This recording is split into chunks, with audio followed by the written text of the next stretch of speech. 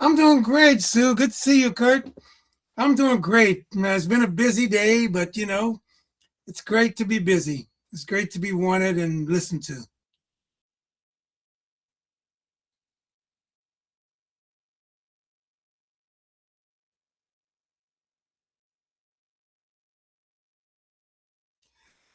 I always have topics. Today, I want to take you to not that very far away history.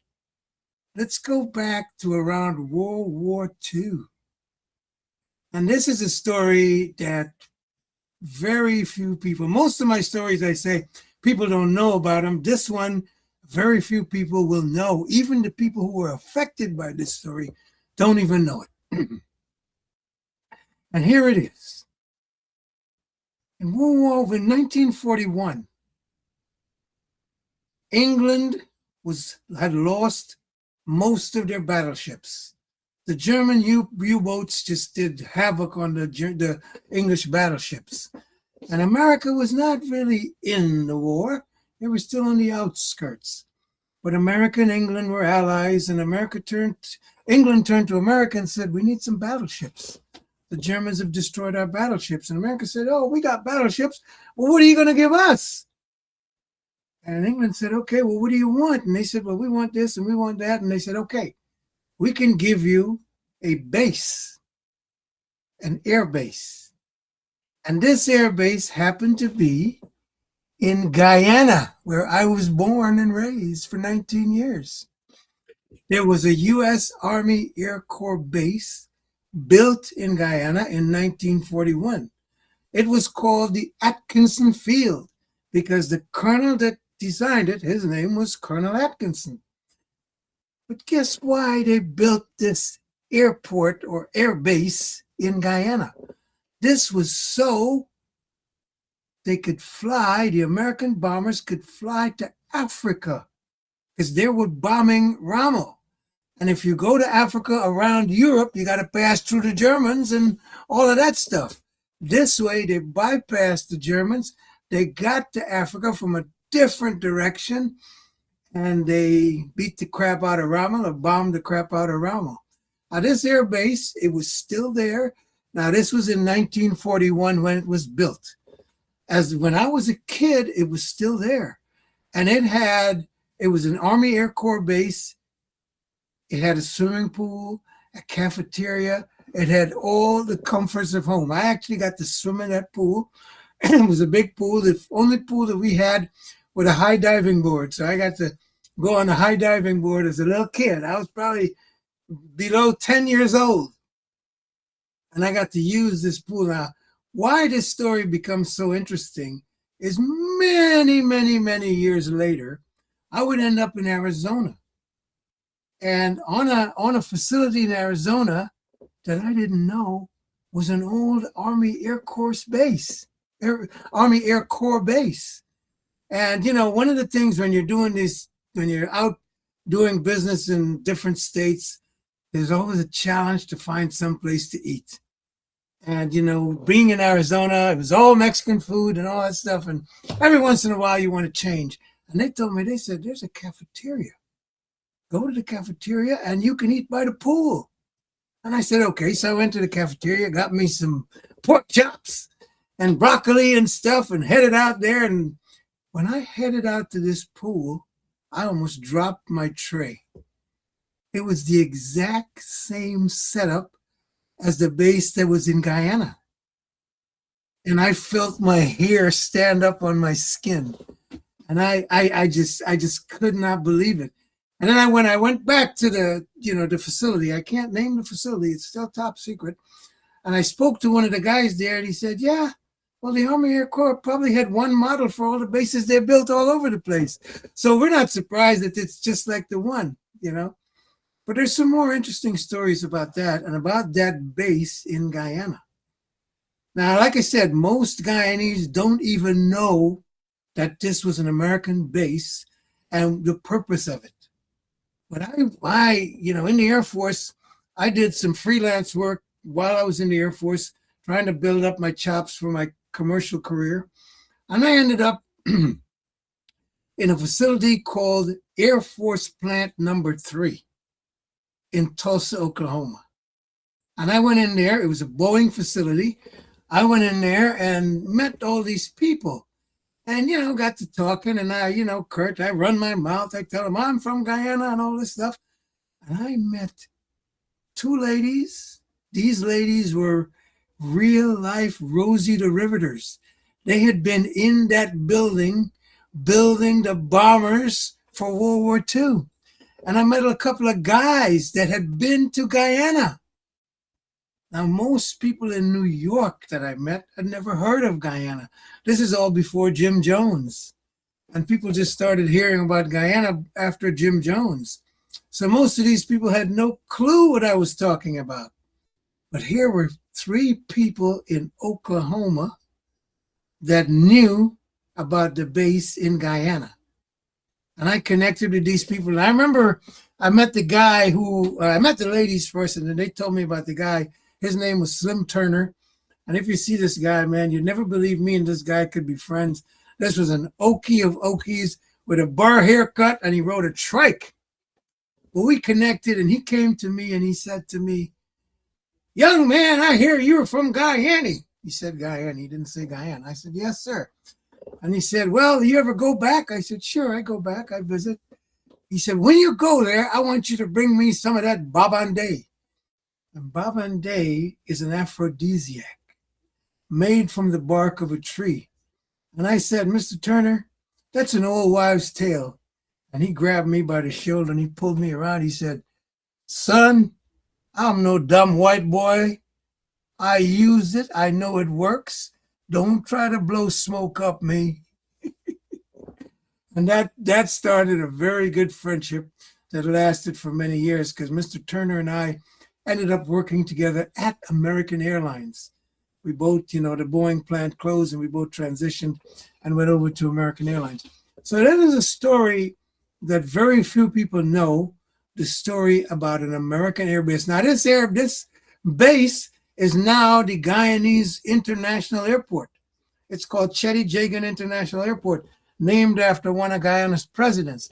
But very few people know the original purpose of that base. And they don't fly to Africa. They fly to Miami, New York, and London. And Africa is 5 hours away direct. So that's an interesting story. And, this is nothing negative about America. This is just America doing things to help win World War II. I share history to unite people. I am not in the blaming and shaming game. I am not doing that. I just want to share the truth with people. And there are too many stories that people don't know. And that's what I'm trying to do. So that's one good story. I can share several more. But that's one good story. Kurt, what do you think of that story? Yeah, great story.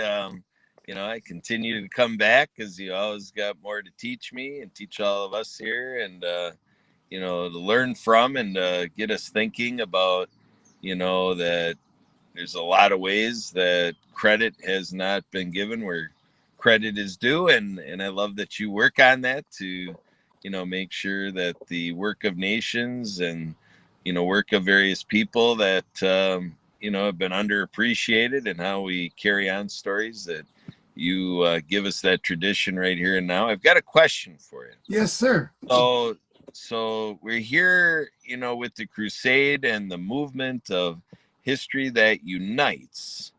So when we hear these stories and you get us as we're listening to, what had happened, and that we're getting insight to these demographics. And so now in 2026, can you describe a little bit about how our day, when we wake up and we do our activities of daily living, we take care of our self-care, we're having meals, and we're going out shopping, and we're doing our jobs and all this stuff. So when you tell a story like you just told, what are you hoping happens to us as a listener?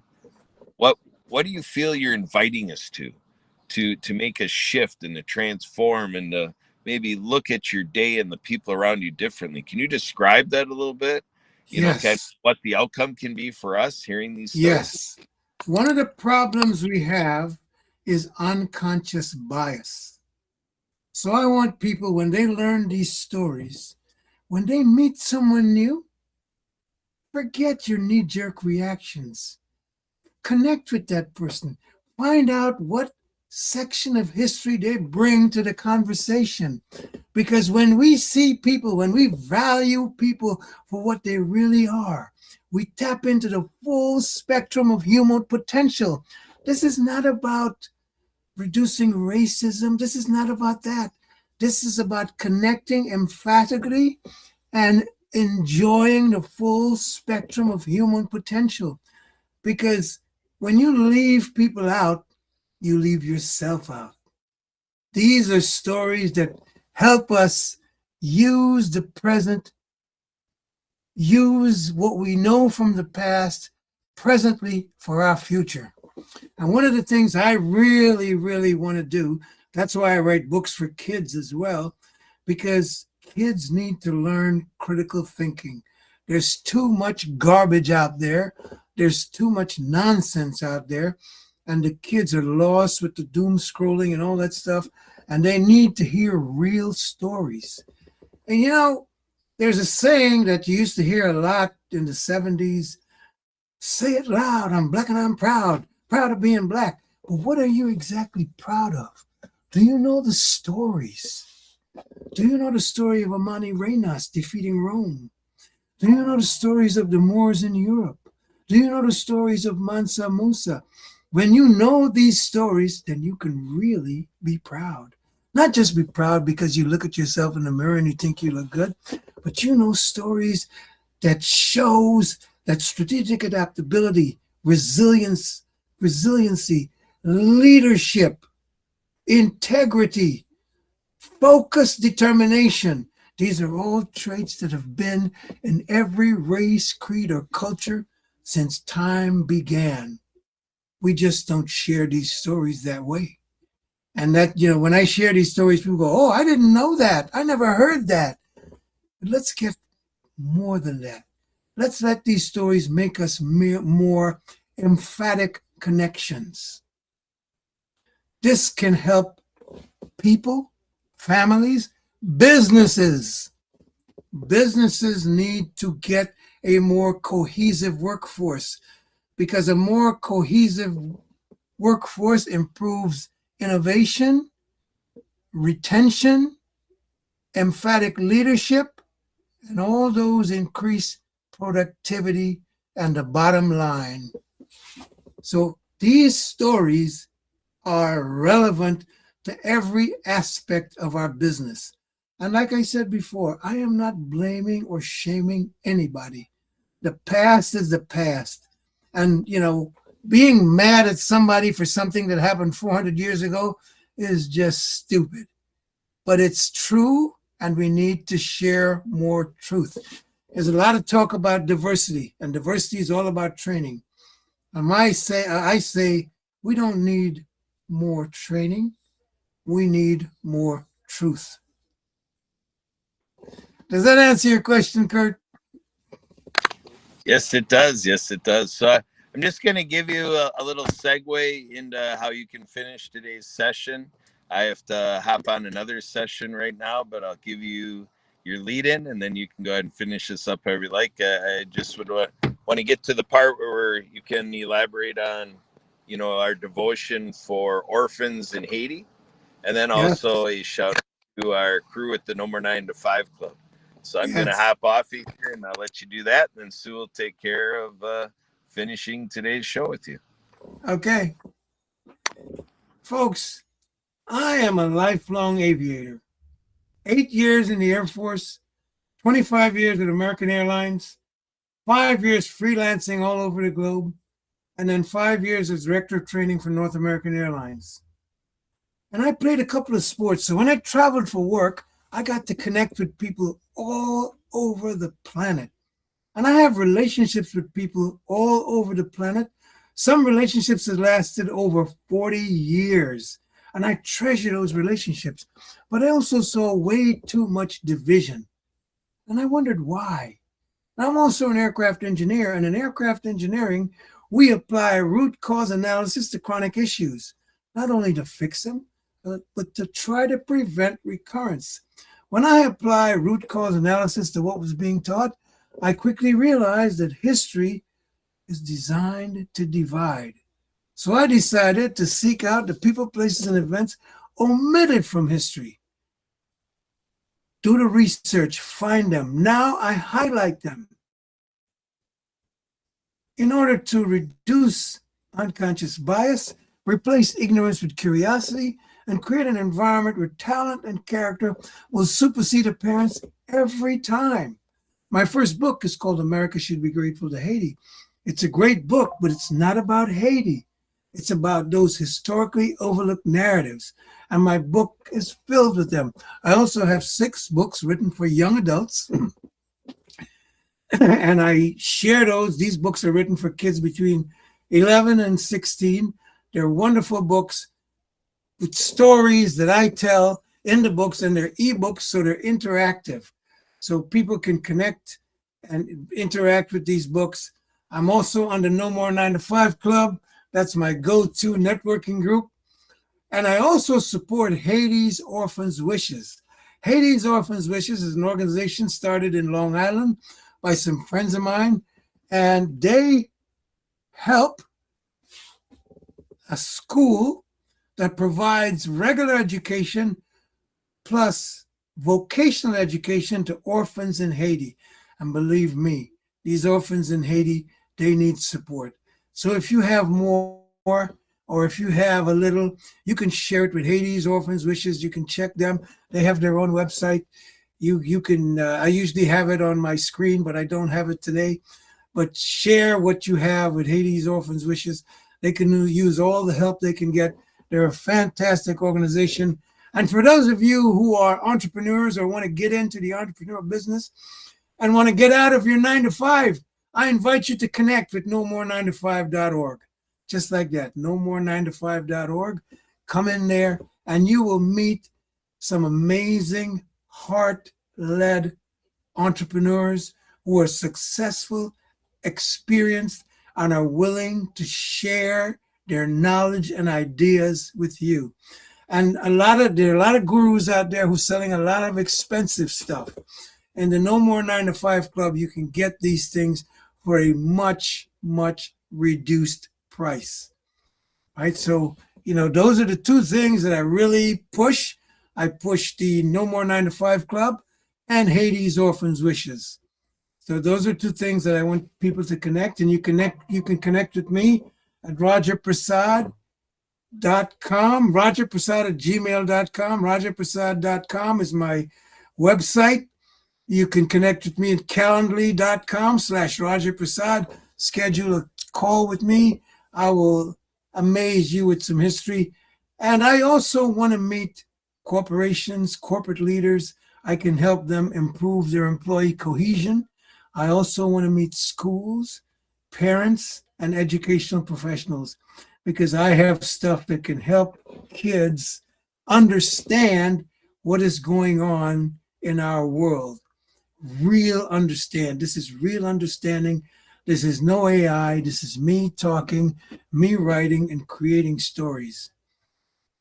And since we have the time, I'm waiting for Sue. I'm going to share a story with you. Here's Sue. Hi, Sue. How's it going?